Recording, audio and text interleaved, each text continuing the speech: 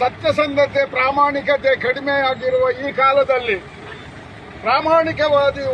ಕಳೆದು ಹೋದ ಒಂದು ಬಂಗಾರದ ನೆಕ್ಲೆಸ್ 20 ಗ್ರಾಂ ತೂಕದ ಬಂಗಾರದ ನೆಕ್ಲೆಸ್ ಅನ್ನು ಬಸ್ಸಿನಲ್ಲಿ ಎಲ್ಲಿ ಕಳೆದು ಹೋಗಿದೆ ಎಂದು ಗೊತ್ತಿರಲಿಲ್ಲ. ಆದರೂ ಸಹ ಹುಡುಕಿ ವಾಟ್ಸಾಪ್ನಲ್ಲಿ ವೈರಲ್ ಮಾಡಿದ ನಂತರ ಈ ಒಂದು ಬಸ್ಸಿನಲ್ಲಿ ಹುಡುಕಬೇಕೆಂದು ಫೋನ್ ಮಾಡಿ ಹೇಳಿದಾಗ ಬಸ್ಸಿನ ಸಿಬ್ಬಂದಿಗಳು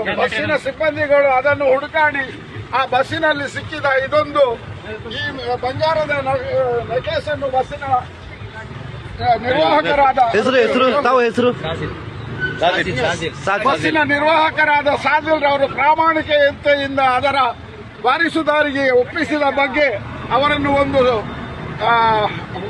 ಮುಕ್ತ ಕಂಠದಿಂದ ಹೋಗಲಿ ಸನ್ಮಾನಿಸಿ ಅವರಿಗೆ ಒಂದು ಚಿಕ್ಕ ಇದರಲ್ಲಿ ಇರುವ ಸಿಬ್ಬಂದಿಗಳು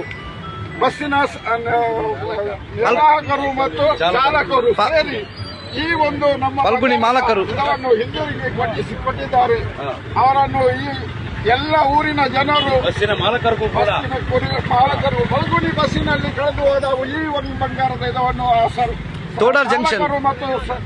ಸಂಚಾಲಕರು ಸೇರಿ ನಮಗೆ ತಿರುಗಿಸಿ ಕೊಟ್ಟಿದ್ದಕ್ಕಾಗಿ ಅವರಿಗೆ ಹೃತ್ಪೂರ್ವಕ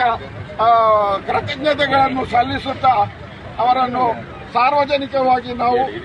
ಪ್ರಶಂಸಿಸುತ್ತೇವೆ.